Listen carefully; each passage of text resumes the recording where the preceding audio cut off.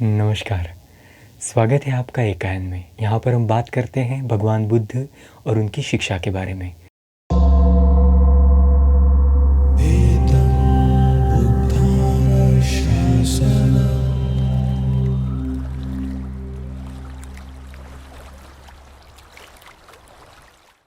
आज हम दो संकल्पनाओं के बारे में बात करेंगे।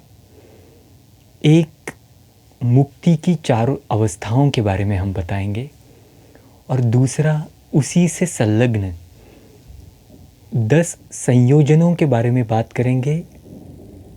संयोजन का मतलब है बाधाएं। तो 10 बाधाएं हैं जो क्रमशः निकलती जाती हैं और मुक्ति की एक एक अवस्था प्राप्त होती जाती है। तो दोनों एक दूसरे पर अवलंबित है, एक दूसरे से गुथी हुई है, इसलिए ये दोनों संकल्पनाएं एक साथ बताई जाएंगी। तो पहले 4 अवस्थाओं के बारे में कहते हैं। कई बार हमारे पुराने वीडियो में भी आपने ये नामों को सुना होगा। सोतापन्न हो गया, सकदागामी हो गया, अनागामी हो गया, अरहंत हो गए। तो क्या है ये अवस्थाएं हैं। श्रोतापन्न पहली मुक्ति की अवस्था, फिर सकतागामी, अनागामी, अरहंत। श्रोतापन्न मुक्ति की पहली अवस्था। श्रोतापन्न का मतलब है स्रोत में पड़ जाना। स्रोत माने बहाव, मुक्ति के बहाव में पड़ गया। ऐसे व्यक्ति के बारे में कहा जाता है कि ज़्यादा से ज़्यादा 7 जन्म, ऐसा व्यक्ति जो श्रोतापन्न हो चुका है ज़्यादा से ज़्यादा 7 जन्म लेगा और मुक्त हो ही जाएगा। 7 जन्मों में वो मुक्ति का ही काम करेगा। ऐसा व्यक्ति कभी भी मनुष्य के नीचे वाले अपाय लोकों में जन्म नहीं ग्रहण करेगा। अपाय के सारे संस्कार उसके कट गए। 7 जन्म एक तो मनुष्य होगा या फिर मनुष्य के ऊपर लोकों में जन्म लेगा, कोई देवता बनेगा या ब्रह्मा बनेगा, पर मनुष्य या मनुष्य के ऊपर वाले लोकों में ही जन्म लेगा। हमने 31 लोकों की जो बात की थी, आपको उसमें पता होगा, 31 लोक बताए थे हमने। तो उन लोकों में से ही कहीं पर वो जन्म लेगा। मनुष्य के नीचे वाले लोक में सोतापन्न हुआ व्यक्ति नहीं आ सकता। उसके बाद सोतापन्न होने के बाद जो अवस्था आती है, उसके ऊपर की अवस्था, मन और शुद्ध हुआ। उसके ऊपर की अवस्था है सकदागामी, एकदागामी। सकदागामी का मतलब है ऐसा व्यक्ति सिर्फ एक ही जन्म लेगा। वो जन्म एक तो मनुष्य रूप में लेगा, मनुष्य लोक में लेगा, या फिर किसी देवलोक में लेगा, लेकिन एक ही जन्म लेगा।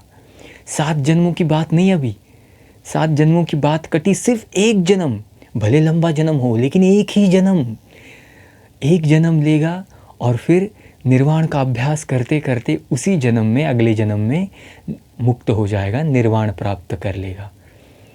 और उसकी आगे की अवस्था, सकदागामी से भी काम करते करते और विकार निकल गए तो ऐसे व्यक्ति को अनागामी अवस्था की डुबकी लगती है। अनागामी होता है अनागामी, जो अब आएगा ही नहीं।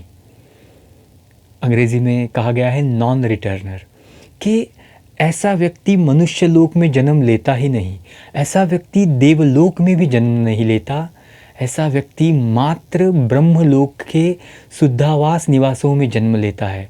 हमारे 31 लोकों की कल्पना, 31 लोकों की वीडियो में आपको ये संकल्पना बताई गई है कि शुद्धावास निवास के बारे में।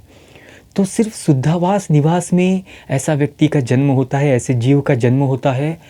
लंबी आयु जीता है, बहुत लंबी आयु जिएगा, लेकिन एक ही आयु जिएगा। उसके बाद ध्यान का अभ्यास करते करते निर्वाण को प्राप्त कर ही लेगा, निर्वाण को हासिल कर लेगा। और सबसे आखिर की और ऊंची अवस्था है अरहंत, पूर्ण निवृत्त अवस्था। ऐसा व्यक्ति अपनी अंतिम मृत्यु लेता है। ऐसा व्यक्ति इस भवचक्र के परे जाता है, इस लोक चक्र के परे जाता है, लोकोत्तर अवस्था को प्राप्त करता है। वो पुनर्जन्म नहीं लेता, सारे विकारों को जिसने काट डाला, निवृत्त हो गया, निर्वाण प्राप्त हो गया, ऐसा व्यक्ति अरहंत हो गया। तो ये 4 मुक्ति की अवस्थाएं हैं। और कैसे प्राप्त होती हैं ये अवस्थाएं? तो 10 संयोजन गिनाए गए हैं, माने 10 ऐसी चीज़ें जो 10 ऐसे मन की प्रवृत्तियां समझिए, ऐसे विकार जो निकलते निकलते 10 में से जितने निकलेंगे उतनी उतनी अवस्थाएं हमको प्राप्त होती है। तो इन 10 संयोजनों को 5-5 के 2 जोड़ों में विभाजित किया गया है। पहले को कहा गया है अवरभागीय संयोजन और दूसरे को कहा गया है ऊर्ध्वभागीय संयोजन।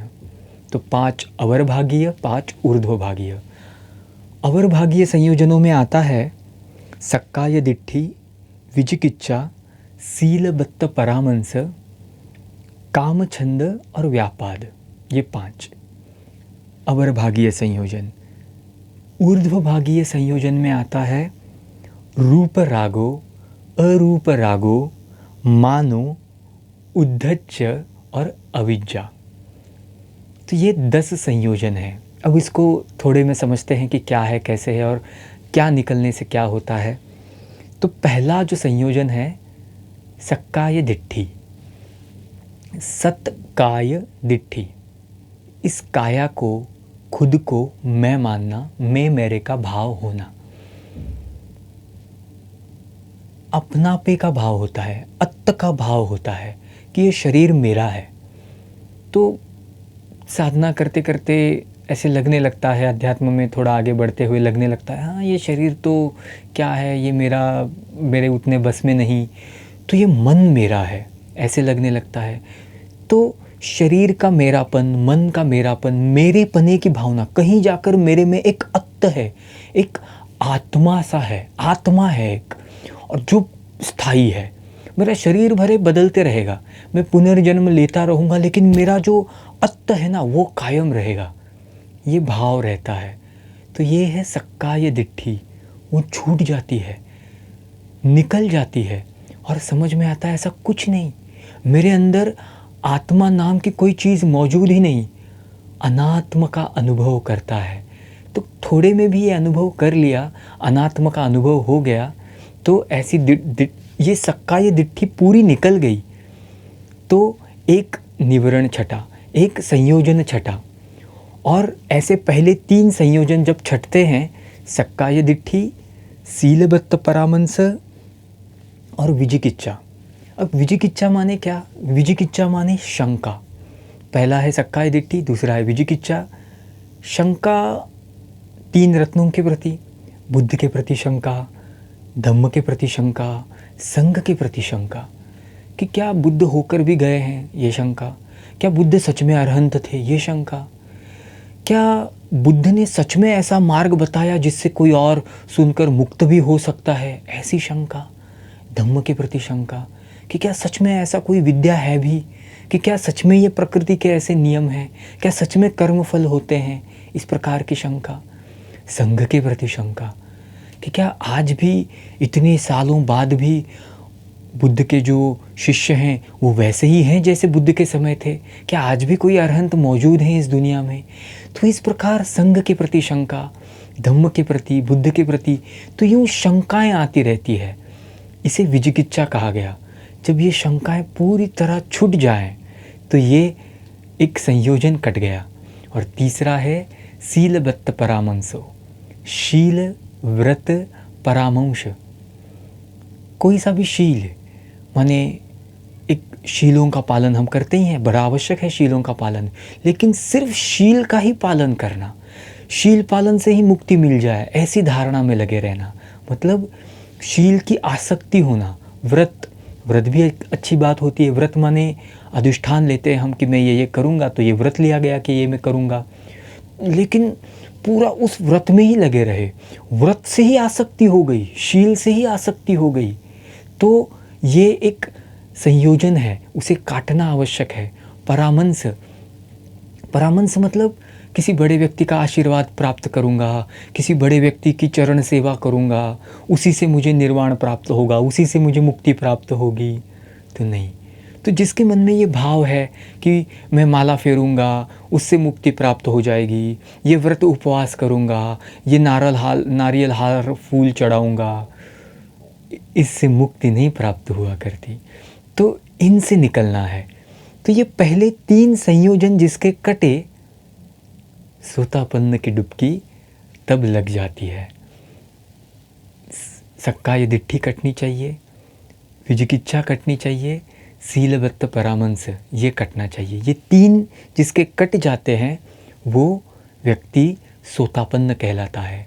ऐसे में ये 3 जरा भी बाकी नहीं रहते, और ये 3 ही ऐसे हैं जो हमें अधोगति में ले जा सकते हैं।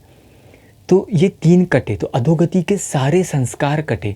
अब वो मनुष्य या मनुष्य के ऊपर ही जन्म लेगा। और फिर अवर भाग्य के जो 2 हैं, कामछंद और व्यापाद। काम माने हर उस चीज़ की आसक्ति, छंद माने चाहना। तो किसी भी चीज़ की चाहत, वासना, काम, ये जिसमें ये व्यक्ति जब करता रहता है, इसमें जब व्यक्ति लगा रहता है, उसको काट दिया। अब उसके भी 2 भाग हैं। एक को कहा गया है ऊपरी ऊपर का कामछंद, ऊपरी ऊपर का व्यापाद, और दूसरे को कहा गया है भारी कामछंद, भारी व्यापाद। तो ऊपरी ऊपर का जो है गरुक और ओलारिक, ओलारिक माने ऊपर का। तो ओलारिक कामछंद, ओलारिक व्यापादो, ये दोनों जिसके छट गए, ऐसा व्यक्ति बन जाता है सकदागामी। कि थोड़ा कामछंद कटा, थोड़ा मतलब ऊपरी ऊपर का कटा, गहरे बाकी है अभी, ऊपरी ऊपर का व्यापाद कटा। व्यापाद माने गुस्सा, हर तरह का इरिटेशन से लेकर तीव्र गुस्से तक का जो भाग है वो व्यापाद में आता है। तो कामछंद कटा, व्यापाद कटा, तो उससे वो व्यक्ति बन जाता है सकदागामी। और साधना करते करते, खुद को साफ करते करते, मन को साफ करते करते, कामछंद पूरा छट गया। ओलारिक गया ही था, अभी गरुक भारी भी चला गया, और व्यापाद भी पूरा चला गया। कामछंद चला गया, व्यापाद चला गया, तब जाकर अनागामी अवस्था की डुबकी लगती है। पूरा कामछंद चला गया, ऐसा व्यक्ति के मन में काम वासना जाग नहीं सकती। सकदागामी तक जाग सकती है, अनागामी हुए व्यक्ति में वासना जाग ही नहीं सकती। अनागामी हुए व्यक्ति में गुस्सा जाग ही नहीं सकता, चला गया, वो मन की प्रवृत्ति ही चली गई। तो ये 5 संयोजन कट गए, ऐसा व्यक्ति अनागामी कहलाता है। अभी 5 बाकी है, अभी ऊर्ध्वभागी 5 बाकी है। तो अनागामी से लेकर अरहंत तक ये ऊर्ध्वभागी 5 संयोजन कटने होते हैं। किसी से ऐसा सुना था कि सबसे मुश्किल रास्ता तो अनागामी से अरहंत होने तक का ही है। पर अनागामी होना भी अपने आप में बड़ी बात है, सोतापन्न होना अपने आप में बहुत बड़ी बात। तो अनागामी 5 संयोजन कट गए से लेकर अरहंत की जो ऊपरी 5 हैं, रूप रागो, अरूप रागो, मानो, औदज्य और अविद्या, ये 5 कटते हैं। तो क्या है रूप रागो? रूप कहते हैं भौतिक को। तो भौतिक के प्रति जो राग होता है, आसक्ति होती है। कामछंद भी आसक्ति ही है जो एक संयोजन गिनाया गया। रूप मतलब हर भौतिक आसक्ति, कामछंद आसक्ति का वासना की तीव्रता है। रूप मतलब भौतिक कि मेरे, मैं हूँ, मेरे हैं, इस प्रत्येक का रूप राग वो छटता है। अरूप राग जो भौतिक नहीं है, उसका राग, मुझे निर्वाण हासिल करना है, ये आसक्ति। तो निर्वाण की ही भले बहुत अच्छी बात होती है, हम सबको निर्वाण हासिल करना है, उसी रास्ते चल रहे हैं, लेकिन उसकी अगर आसक्ति बन गई तो अरूप राग बन गया, और ये भी निर्वाण में बाधा बन जाता है। तो बड़ा सजगता से इससे भी बचना है, रूप राग से बचना है, अरूप राग से भी बचना है। तो निर्वाण की ही आसक्ति ही होगी अरूप राग। अरूप रूप नहीं है, अरूप की भी आसक्ति, रागो माने आसक्ति, अरूप रागो, तो ये छटती है। फिर आगे है मानो। मानो का मतलब है अहम का भाव। सक्काय दिट्ठी में ये महसूस होता है कि मैं मेरा ऐसा कुछ नहीं, अंदर आत्मा ऐसा कुछ नहीं, लेकिन फिर भी एक अत्त की एक भाव चलता है, मान का भाव चलता है। यहाँ पर मानो पूरा निकल जाता है। मानो पूरा निकल गया तो उपेक्षा का चरम होता है, वो उपेक्षा पूर्ण हो गई उस समय। अत्त का शून्यत्व प्राप्त होता है यहाँ पर।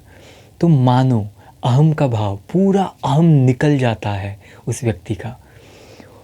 औद्धत्य, औद्धत्य का मतलब है बेचैनी। देखिए पहले 5 संयोजनों तक बेचैनी चलती है, अनागामी तक बेचैनी चलती है। कामछंद निकल गया, व्यापाद निकल गया, लेकिन बेचैनी रही। निर्वाण के रास्ते से बेचैनी निकलती है, निर्वाण के रास्ते में बेचैनी निकलती है, अरहंत के रास्ते में बेचैनी निकलती है। तो औद्धत्य पूरा चला गया और बड़ा विरल मन हुआ है। और आखिरी संयोजन है अविद्या, संस्कारों की जड़, पूरे भव चक्र को चलाने की मूल जड़ अविद्या, वही कट गई। पूर्ण सत्य का साक्षात्कार हो गया। सत्य का साक्षात्कार हो गया, विद्या का साक्षात्कार हो गया, तो अब अविद्या नहीं रही। ये आखिरी संयोजन कट गया। तो ये 5 ऊर्ध्वभागीय संयोजन जब कटते हैं तब जाकर पूर्ण निर्वाण की डुबकी लगती है, पूर्ण परिनिवृत्त हो जाता है वो व्यक्ति। ऐसा व्यक्ति दोबारा जन्म नहीं हासिल करता। सारे संस्कारों का क्षय हो गया, दूसरा जन्म देने वाले कोई संस्कार शेष ही नहीं बचते। तो ऐसे में शरीर संस्कार अगर हैं तो आयु चलती है, भिक्षु अगर हैं तो शरीर संस्कारों के साथ आयु तो चल जाती है, लेकिन वो दूसरा भव नहीं प्राप्त करता। तो ये थी मुक्ति की 4 अवस्थाएं और 10 संयोजन जो धीमे धीमे कटते कटते निर्वाण तक का रास्ता पार करते हैं। तो ये थी आज की जानकारी। अगर आपके मन में कोई सवाल हो तो हमें ज़रूर पूछिएगा। वीडियो अच्छा लगा हो तो औरों को भी बताइएगा, सब्सक्राइब करिए, व्हाट्सएप पर, फेसबुक पर इसे शेयर करिए, बहुतों तक ये धर्म की भाषा पहुंचाइए। धन्यवाद।